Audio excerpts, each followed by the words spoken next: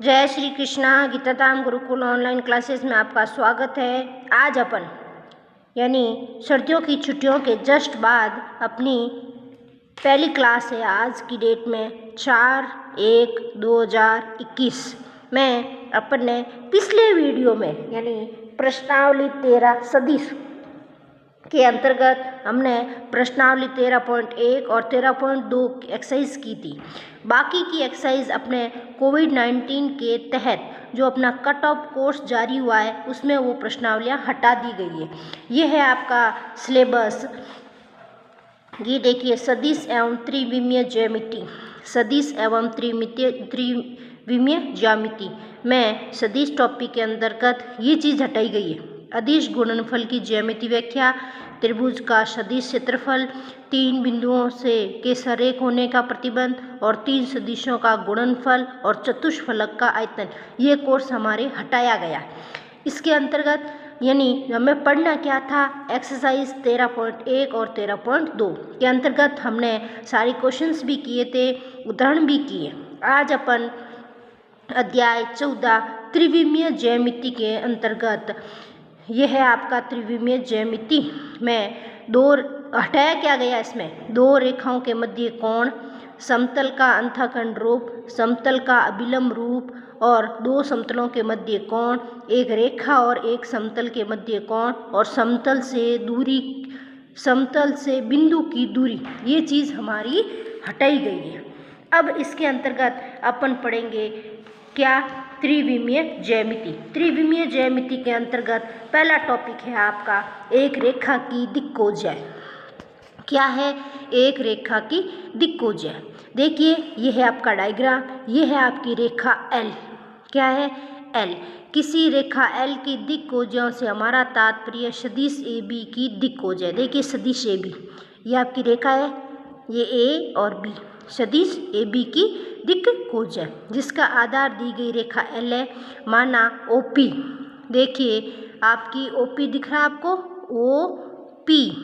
OP यदि OP निर्देशांक अक्ष कौन सा है, OP, ये आपकी OP रेखा है। निर्देशांक अक्ष क्या है, OX, OY, OZ, ये आपके क्या है, निर्देशांक एक्सिस। क्या है, निर्देशांक एक्सिस।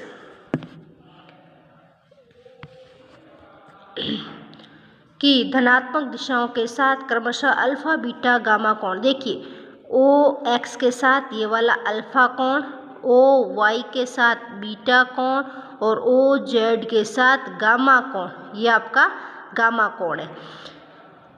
के साथ अल्फा बीटा गामा यानी कॉस अल्फा, कॉस बीटा और कॉस गामा को सदिश OP की क्या कहेंगे, दिक्कोज्या। कॉस अल्फा, कॉस बीटा और कॉस गामा को क्या कहेंगे, दिक्कोज्या। देखिए, कॉस अल्फा को कहते हैं L, कॉस बीटा को कहेंगे M और कॉस गामा को कहेंगे N। दिक्कोज्या कभी भी किसी कोष्टक में नहीं लिखी जाती। LMN को आप कोष्टक में नहीं लिखोगे, खुली लिखी जाती।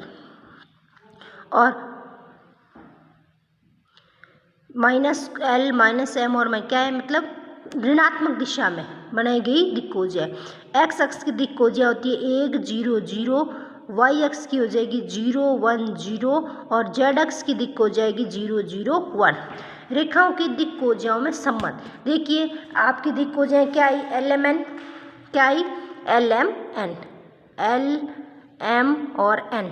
L बराबर क्या होता है, कॉस अल्फा, M यानी कॉस बीटा, वाई अक्ष के साथ बनाई गई, और गामा जेड अक्ष के साथ बनी, cos alpha beta gamma, LMN। अब इन तीनों में संबंध क्या होता है, देखिए, इन तीनों में संबंध होता है L² M² N² बराबर क्या आता है, 1। L² M² plus N²। दिक्कोज्याएं क्या है, दिक्कोज्याएं में संबंध L² plus M² plus N², ये होता है दिक्कोज्याओं में संबंध। अब देखिए, दिक्कोज्याओं में संबंध के बाद अपन पढ़ेंगे रेखा के दिक् अनुपात। क्या पढ़ेंगे, दिक् अनुपात। देखो, दिक्कोज्या कहलाती है LMN, L M और N। अब पढ़ेंगे अपन दिक् अनुपात। दिक् अनुपात दिक् अनुपात कहलाता है ABC। क्या कहलाता है? ABC, दिक् अनुपात। देखिए ए कैसे निकलेगा? ABC, ABC ये होता है आपका, देखिए L/A, दिक् हो गया L, A अनुपात M/B, N/C। इन सबको किसके बराबर लिख दें? मैं इन सबको किसके? K अनुपात में L/A, M/B, N/C बराबर किस में लिख दें? एक अचर गुणांक के बराबर लिख दें, K। तो L बराबर क्या हुआ? AK, इसको इसके बराबर लिखें L/A बराबर K। तो यहाँ आ गया, ये बन गया L बराबर AK। इसी तरह M/B बराबर क्या लिखा? K। तो M बराबर क्या हुआ? BK, M बराबर BK। N/C को क्या लिखा? K। तो क्या हुआ? N बराबर CK, N बराबर CK। इन सब के बराबर लिख दिया। अब इसका स्क्वायर करें तो क्या होगा? L square, M square, N square जोड़ दें तो क्या बना? A square, K square, B square, K square और N square, C square, K square. अब हमें मालूम है L square plus M square plus N square किसके बराबर? 1 के बराबर है।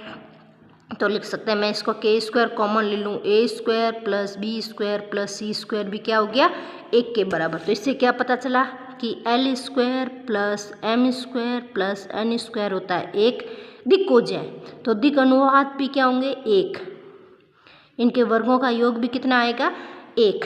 तो ये देखिए लिखा हुआ है, यदि किसी सदिश की दिक् हो जाए LMN है तो L square plus M square plus N square 1 है। परंतु दिक् अनुपात ABC के लिए भी क्या होगा? A square plus B square plus C square बराबर भी क्या होगा? 1, जो जब तक कि ABC स्वयं दिक् हो जाए ही ना हो जाए। तो देखिए अगर हमारे पास दिक् हो जाए है तो दिक् अनुपात कैसे निकालोगे? L बराबर A/√A square plus B square plus C square. M कैसे निकलेगा? B/A square B square C square का अंडर रूट और N बराबर C/√A square B square C square. अतः किसी भी रेखा के दिक् अनुपात ज्ञात हो तो उसकी दिक् को ज्ञात कर सकते हैं। इसका मतलब हमें इस जब भी ज्ञात हो ABC दिक् अनुपात हमारे पास होना चाहिए। क्या ये दिक् अनुपात, दिक् अनुपात होगी तो हम दिक् को निकाल सकते हैं। दिक् अनुपात अब अगर हमारे पास ABC है तो L क्या होगा? A/√A square B square C square. तो M ये दिक् दिक् अनुपात होने चाहिए हमारे पास, तो दिक् को A क्या होगा? L क्या होगा? A, M क्या होगा? B √A square B square C square और N क्या होगा? C/√A square B square C square. अगर हमारे पास किसी रेखा के दिक् अनुपात है तो हम उसकी क्या निकाल सकते हैं? दिक् को ज्ञात कर सकते हैं।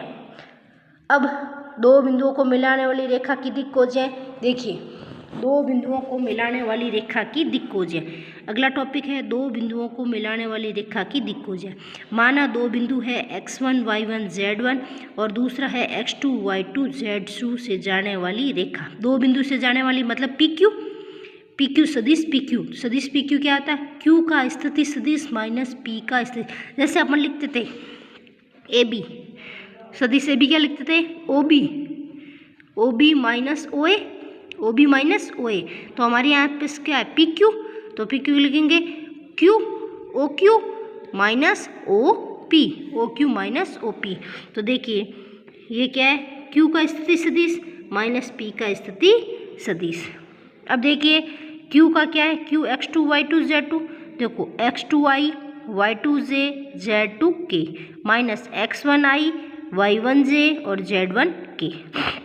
अब आपस में घटाना है तो देखो x2 minus x1 i bar, y2 minus y1 j bar, z2 minus z1 k बार। तो क्या लगेगा? x2 minus x1 i, y2 minus y1 j, z2 minus z1 k। क्या आपस में घटा दिया। तो के दिक् अनुपात मतलब दिक् अनुपात क्या होते हैं पहले ये बता। देखिए जैसे हमारे पास सदिश है A, क्या है? सदिश ए को क्या लिख सकते हैं, A1I, B1J और C1K। तो देखिए यहाँ ABC क्या कहलाते हैं, दिक् अनुपात। क्या कहलाते हैं, दिक् अनुपात। यानी I के साथ जो गुणा होता है, J के साथ जो गुणा होगा और K के साथ गुणा होगा वो क्या कहलाते हैं, दिक् अनुपात।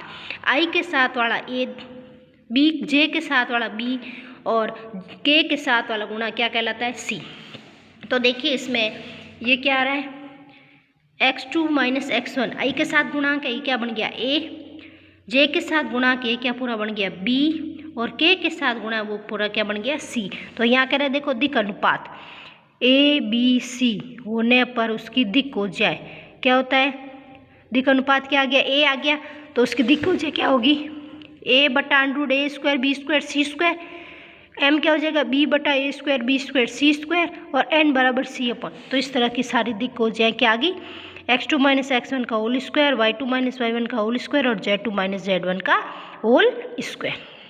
अब देखिए इसी से दिक् अनुपात और दिक् कोज्यों से संबंधित उदाहरण है। देखिए क्या कह रहा है, पहला उदाहरण क्या कह रहा है, यदि रेखा x तथा y अक्षों की धनात्मक दिशा के साथ, देखो x अक्ष की धनात्मक दिशा में कौन सा कोण था, अल्फा, y दिशा के साथ बीटा और z के साथ गामा के साथ कौन सा कोण बना रहा है, 30 व 60 के कोण बनाती है तथा z अक्ष की दिशा में साथ कितना कोण बनाएगी। इसका मतलब हमें वैल्यू निकालनी है तीसरा कोण। देखिए माना रेखा z अक्ष की धनात्मक दिशा के साथ क्या कोण बनाती है, गामा, x अक्ष के साथ अल्फा, y के साथ बीटा और z के साथ गामा। इस प्रकार यह रेखा अक्षों के धनात्मक दिशा में 30 डिग्री 60 डिग्री और गामा कोण बनाएगी। इसका मतलब हमें क्या दे रखा है, दिक् कोज्याएं, कॉस अल्फा, कॉस बीटा और कॉस गामा। कॉस अल्फा कितना 30 डिग्री, प्रश्न दे रखा 30, कॉस 30 का मान होता है √3/2, कॉस बीटा कितना 60, कॉस 60 का मान होता है 1/2 और तीसरा कोण दे रखा है कॉस गामा। तो हमें मालूम है दिक् कोज्यों में क्या संबंध होता है, L square plus M square plus N square बराबर क्या होता है 1, L का स्क्वायर √3/2 का होल स्क्वायर, M 1/2 का होल स्क्वायर और कॉस गामा का होल स्क्वायर बराबर क्या होता है 1। तो देखो इन दोनों का स्क्वायर करके जोड़ेंगे तो आएगा 1, तो कॉस स्क्वायर गामा बराबर 1 minus 1 0, cos square cos gamma बराबर 0 और कॉस में 0 कब आता है, 90 डिग्री, कब आता है 90 डिग्री पे। तो तीसरा कोण क्या हो गया, 90 डिग्री। यदि एक सदिश OX, OY और OZ अक्षों के साथ अल्फा बीटा गामा कोण बनाते हैं तो सिद्ध कीजिए। देखो sine square alpha, sine square beta और साइन स्क्वायर गामा। तो हमें मालूम है क्या होता है, एक्स अक्ष के साथ बना कौन, कॉस अल्फा, कॉस बीटा और कॉस गामा। तो दिक् कोज्या क्या होती है, LMN, यानी कॉस अल्फा को L कहते हैं, कॉस बीटा को M कहते हैं और कॉस गामा को N कहते हैं। इसको स्क्वायर कर दो, L square M square N square बराबर 1। तो L की मान क्या है, cos alpha, cos square alpha, cos square beta, cos square gamma बराबर 1। देखो सरसमी का कॉस स्क्वायर अल्फा को क्या लिख सकते हैं, हम जानते हैं क्या होता है, सरसमी का नंबर 1 क्या होती है, sine square alpha cos square alpha बराबर 1। हमें क्या चाहिए, कॉस स्क्वायर अल्फा का मान, तो साइन को इधर भेज दूँ तो क्या बन गया 1 माइनस साइन स्क्वायर अल्फा। तो देखिए कॉस स्क्वायर अल्फा को लिखा 1 minus sine square alpha, cos square beta को लिख दिया 1 माइनस साइन स्क्वायर बीटा और कॉस स्क्वायर गामा को लिख दिया 1 माइनस साइन स्क्वायर गामा बराबर क्या हो गया 1। अब देखिए इसको उधर ले जाओ, sine square alpha, sine square beta, sine square gamma, ये क्या बच रहे हैं 1 2 3, 3 में से कौन गया 1, तो कितने बचेंगे 2। ये आ गया आपका उदाहरण नंबर 1।